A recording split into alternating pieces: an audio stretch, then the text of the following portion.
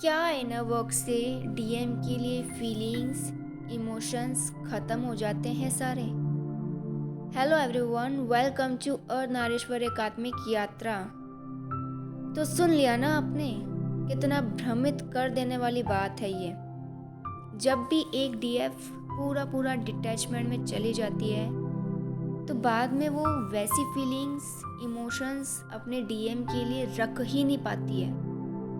वो सब गायब हो जाते हैं, पर फिर भी वो अपने अंदर जो मिसिंग पार्ट होता है, शिवा एनर्जी होती है, उसको फील करती रहती है, अपने अंदर ही महसूस करती है। तब जब वो अपनी शिवा एनर्जी को पा लेती है अपने ही अंदर, तो वो डीएफ अपने आप में कंप्लीट फील करने लग जाती है। बट एक अनअवेकन डीएफ को ये लगता है कि डीएम को अंदर फील करना तो सही है, एक्सपेक्टेशंस नहीं है डीएम से, वो भी सही है, पर फीलिंग्स इमोशंस ये मरने नहीं चाहिए डीएम के लिए। फीलिंग इमोशंस वहाँ ख़त्म होते हैं जहाँ कार्मिक कनेक्शन हो। ये बहुत बड़ा डाउट रहता है डीएफ्स में, जहाँ उनको मिसकंसेप्शन हो जाता है, मिसअंडरस्टैंडिंग हो जाती है कि फीलिंग्स इमोशंस अब वो फील ही नहीं कर रही हैं अपने डीएम के लिए। तो क्या उनके बीच का जो कनेक्शन है डीएम के साथ वो ख़त्म हो चुका है? जो प्रेम था, जो एनर्जी है, जो बॉन्ड, स्पिरिचुअल बॉन्ड है, डिवाइन बॉन्ड है, क्या वो ख़त्म हो चुका है? क्योंकि वो फील नहीं करती हैं, वो चीज़ नहीं कर रही होती हैं। डीएम हो तो फीलिंग्स इमोशंस रहने चाहिए, ऐसा एक अनअवेकन डीएफ सोचती है। तो जितनी भी अनअवेकन डीएफ्स हैं जो ये भ्रम पाले बैठी हैं, इतनी बड़ी फॉल्स इंफॉर्मेशन के साथ अपना इनर वर्क कर रही हैं, तो अब जो क्लैरिफिकेशन मैं दूंगी अच्छे से समझिएगा। ये जो फीलिंग्स इमोशंस ओवर होते हैं, ज़्यादा होते हैं, यही आपके अटैचमेंट स्क्वाड क्रिएट करते हैं। आपका डीएम से अटैचमेंट इन्हीं फीलिंग्स इमोशंस के कारण होता है। यही फीलिंग्स होती जिस कारण आपको डीएम या किसी भी व्यक्ति के लिए पागलपन रहता है उसे पा लेने का, कि मुझे तो ये व्यक्ति चाहिए ही। इन्हीं फीलिंग्स इमोशन से आप प्रॉपर इनर वर्क नहीं कर पाती। इन्हीं फीलिंग्स के कारण डीएफ डिटैचमेंट सरेंडर में आ नहीं पाती है। अभी ओवर फीलिंग्स जो होती है कार्मिक सोल में डीएम किसी भी केस में हो, पर करती आपका नुकसान ही है। आप ओवर फीलिंग्स में हो, यानी आपकी ओवर फेमिनिन एनर्जी है, तो सामने डीएम हो, कार्मिक हो, सोलमेट हो, कोई भी व्यक्ति हो, कोई भी रिलेशन हो, पर आपका वहाँ नुकसान ही होता है, आप ड्रेन ही होते हो। वैसे जब डीएस अपना इनर वर्क स्टार्ट करती हैं, मेडिटेशन चक्रास अच्छे से कर रही होती हैं, क्रिएटिव वर्क भी कर लेती हैं, फिर भी जब वो डीएम से अटैचमेंट छोड़ नहीं पाती है, तो यूनिवर्स उनको नेक्स्ट स्टेज तक लाने के लिए, नेक्स्ट लेवल का इनर वर्क करवाने के लिए तरीके निकालती है, जिसमें कि काफ़ी डीएफ्स को सोल शॉक से गुजरना पड़ता है। जो डीएफ्स अटैचमेंट को छोड़ नहीं पाती हैं, जिनको अंदर ना वो थोड़ा सा फियर रहता है, वैसे ज़्यादा रहता है फियर या थोड़ा सा रहता है, वो फिर जो उनको दिखता नहीं है डीएम को खोने का, तो फिर यूनिवर्स से तगड़ा वाला सोल शॉक मिलता है।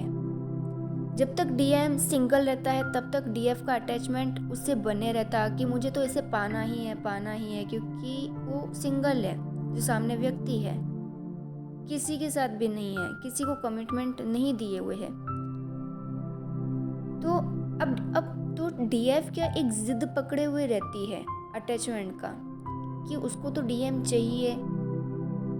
अब डिवाइन भी सोचते हैं कि नेक्स्ट लेवल पे तो ये जा नहीं रही है, डिटैच तो हो नहीं रही है डीएम से, बस उसी का सोचे जा रही है। बस एक ही थॉट इस डीएफ का चल रहा है कि डीएम से शादी करनी है, रीयूनियन हो जाए, यही सोच रही है। डिटैचमेंट ये कब सीखेगी?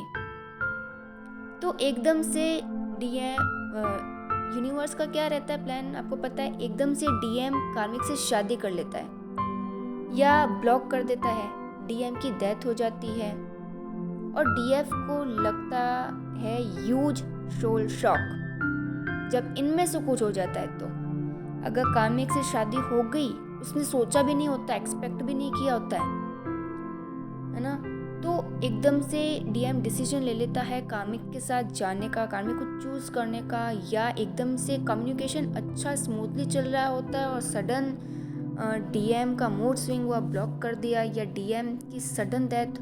तो ये जो सडन होता है वो सोल शॉक होता है डीएफ के लिए, क्योंकि जब तक डीएफ डिटैचमेंट में नहीं आ जाती तब तक वो खुद पे ध्यान नहीं दे पाती है, उसका सारा ध्यान डीएम पे होता है। और जैसे ही डीएम कार्मिक के साथ बिजी हो जाता है कि अब तो इसको बिजी कर लिया, यूनिवर्स तो सोचती है अब इसको डीएम को मैंने कार्मिक के साथ बिजी कर दिया है, ठीक है, अब ये उतना सोचेगी नहीं अपने डीएम के बारे में। डीएफ का ध्यान डीएम से हटकर खुद पे हो जाता है।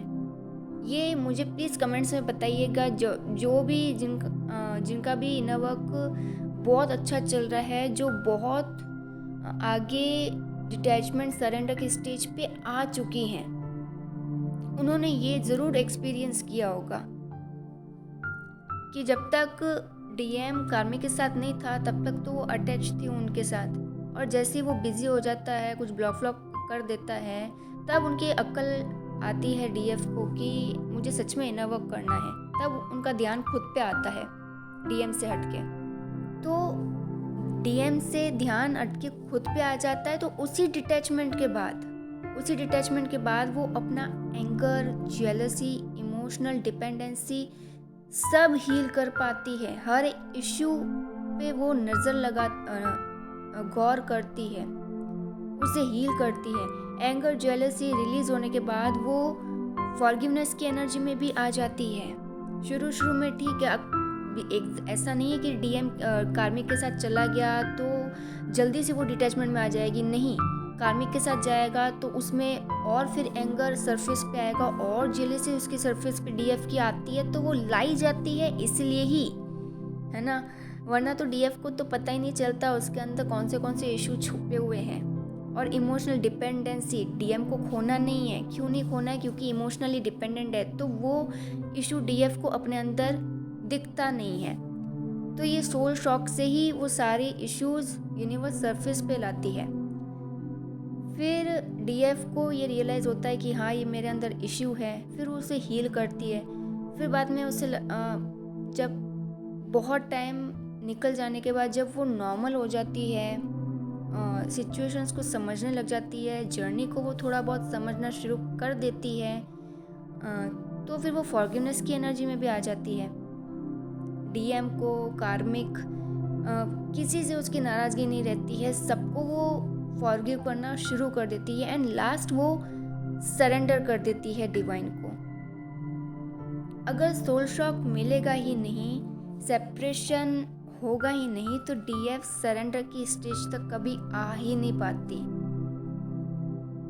सेम मेरे साथ भी हुआ, डीएम ने कार्मिक को चूज किया तभी डिटैचमेंट स्टेज पे मैं आ पाई, वरना मैं भी नहीं आ पा रही थी, जबकि मैं बहुत अच्छे से अपना मेडिटेशन वगैरह सब कर रही थी, अपना क्रिएटिव वर्क कर रही थी, पर वो जो अटैचमेंट है डीएम के साथ वो मेरा जा नहीं पा रहा था। तो ये ज़रूरी होता है। और इनर वर्क से जो अननेसेसरी फीलिंग्स होती, जो अनवांटेड फीलिंग्स होती, जो ऐसी फीलिंग्स ना जो ओवर वाली होती है ना, जो बंधन बनने का काम करती है, वो ख़त्म हो जाती है।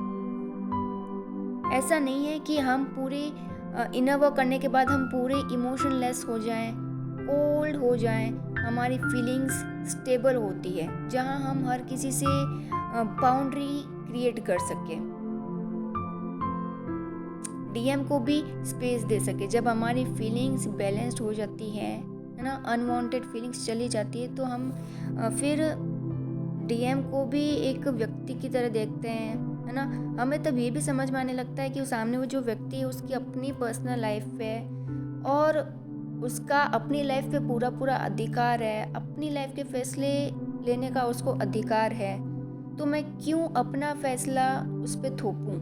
तब ये डीएफ को समझ में आने लग जाता है, तो वो डीएम को भी स्पेस देती है, टाइम दे सके। डिटैचमेंट का प्रोसेस जो होता है, कार्मिक, सोलमेट, डीएम सब में एक जैसा ही होता है, कुछ अलग अलग नहीं होता है। अनवांटेड फीलिंग्स रिलीज हो जाती है तब। और दूसरा, जब हम जर्नी में आते हैं, अपने अंदर एक, सबके अंदर है ना, एक मिसिंग पार्ट होता है, मिसिंग एनर्जी होती है जिसके लिए हम क्रेव कर रहे होते हैं। स्टार्टिंग में उसे सर्च कर रहे होते हैं। अधूरापन जो भी होता है भीतर होता है हमारे अंदर। जिनमें फेमिनिन एनर्जी ज़्यादा होती है वो अपने अंदर शिवा एनर्जी, डीएम एनर्जी को मिस करती हैं। यानी उनमें फेमिनिन एनर्जी ज़्यादा है। अब अंदर किस एनर्जी की कमी हो सकती है आप खुद सोचिए।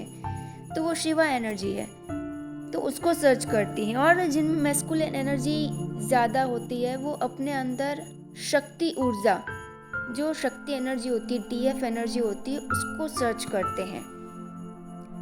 एंड जैसे ही भीतर दोनों एनर्जीज समान रूप से कार्य करती हैं, बैलेंस होती हैं, उसी को फिर हम डीएम डीएफ मर्जिंग कहते हैं। उसी को डीएम डीएफ मर्जिंग कहा जाता है। इनर यूनियन कहा जाता है कि अंदर इनर यूनियन हुआ है। किसका हुआ है? इन्हीं दो एनर्जीज का होता है। तो जो यूनियन हुआ है शिव शक्ति का है, तो अंदर घटित हुआ है वो, इसलिए उसको इनर यूनियन कहते हैं, डिवाइन यूनियन कहते हैं हम, क्योंकि एनर्जीज ये डिवाइन है। तो ये जो मर्जिंग होती है, ये जो शिव शक्ति का मिलन है, वो अंदर घटित होता है, भीतर होता है। और सब इस जर्नी को पागलों की तरह, मतलब एक्सटर्नल समझते हैं, बाहर की तरफ देखते हैं, और कोई अपना ट्विन फ्लेम। फिर इसलिए है ना कि इस जर्नी को सब क्या है कि फेक समझने लग जाते हैं। एक टाइम पे क्या होता है कि जब वो सामने वाला व्यक्ति बाहर से रीयूनियन नहीं होता है ना, तो इस जर्नी को आगे जाके फेक समझने लग जाते हैं कि ये बकवास है, फिर इनर वर्क भी छोड़ देंगे अपना। जबकि ये पूरी जर्नी अंदर की है, भीतर की ओर है, भीतर की ओर लेके जाती है। तो इसलिए जब इनर यूनियन हो जाता है, अंदर डीएमडीएफ मर्ज हो जाते हैं, तो उसके बाद आप कंप्लीट फील करते हैं। फिर सामने वाले की कोई आपको नीड ही फील नहीं होती है। सामने डीएम वगैरह है भी आपका, ठीक है, आउटर वर्ल्ड में भी है वो, तो उसकी नीड बहुत ज़्यादा फील नहीं करती हो आप, फिर भागते नहीं हो उसके पीछे। कोई खालीपन, अधूरापन महसूस नहीं होता है तब। तो डीएक्स को समझना होगा कि डिटैचमेंट, सरेंडर भी एक तरह का इनर वर्क होता है। रिलेशनशिप के जो पैटर्न्स हैं, इन्हीं दो स्टेजेस पे आके आपको समझ आते हैं। जब तक आप अटैचमेंट में रहोगे, है ना, आपकी रिलेशनशिप वर्कआउट क्यों नहीं कर रहे हैं, है ना, तो वो आपको क्लियर नहीं हो पाता है, आप उलझे हुए रहते हो। क्योंकि जब तक डीएफ फीलिंग्स, इमोशंस से भरी हुई रहेगी, तब तक उससे पता नहीं चलता कि वो खुद भी डिस्टॉर्टेड है अटैचमेंट के कारण, और डीएम भी डिस्टॉर्टेड है, टॉक्सिक है। अटैचमेंट में आपको नहीं रियलाइज होता है कि आपके अंदर क्या कमियां हैं, सामने वाले व्यक्ति में क्या कमियां हैं, वो भी टॉक्सिक होता है, और फिर भी आप उसे झेले जाते हो, क्योंकि अटैचमेंट एक ऐसी कॉर्ड है जिसमें साफ साफ दिखता ही नहीं कि सामने वाला टॉक्सिक है। इसलिए तो फिर लोग क्या करते हैं कि बहुत लॉन्ग पीरियड तक, सालों सालों तक एक नार्सिसिस्टिक के साथ अपना रिलेशनशिप कंटिन्यू करते रहते हैं, और सारी उसकी नेगेटिविटी जो भी होती है सब वो टॉलरेट कर रहे होते हैं, खुद की एनर्जी ड्रेन कर रहे होते हैं। तो वो क्यों नहीं समझ पाते हैं? क्योंकि उसका जो अटैचमेंट होता है उस नार्सिसिस्टिक के साथ होता है, इस कारण से, और उसके अंदर जो इश्यूज होते हैं वो भी उसको नहीं दिख पाते हैं। तो जब सेपरेशन होता है, डिटैचमेंट तब भी होगा, तब भी स्टेज वो आती है जब सेपरेशन होता है। तो डिटैचमेंट से हमें अपने अंदर की खामियां भी दिख जाती है, और आसपास जितने लोग हैं उनकी भी खामियां दिख जाती है। सो फीलिंग्स, इमोशंस के इसी डाउट को मुझे क्लियर करना था आपको। आप ये मत समझिए कि इनर वर्क कर लिया, बहुत अच्छे से कर लिया, पर अब जो फीलिंग्स और इमोशंस हैं डीएम के लिए, वो हमें जो ओवर वाली फीलिंग्स है वो बना के रखनी है, तो ये गलत है बिल्कुल भी। जो अनवांटेड फीलिंग्स, इमोशंस है वो तो आपको रिलीज़ करने ही पड़ेंगे, तभी आपका वो जो कॉर्ड है, वो अटैचमेंट कॉर्ड कट होगा डीएम से, तभी आप बैलेंस हो पाएंगे, आप खुद पे ध्यान दे पाएंगे, सेल्फ लव की एनर्जी में आ पाएंगे। जब डीएम कार्मिक सोलमेट के लिए पागलपन खत्म हो जाए तो समझना अनवांटेड फीलिंग्स आपकी जा चुकी हैं। सो फ्रेंड्स, आई होप आपको ये डाउट क्लियर हुआ हो, समझ में आई हो गाइडेंस। वीडियो अच्छा लगा हो तो शेयर कीजिए, लाइक कीजिए। मिलते हैं नेक्स्ट वीडियो में। Till then goodbye and God bless you.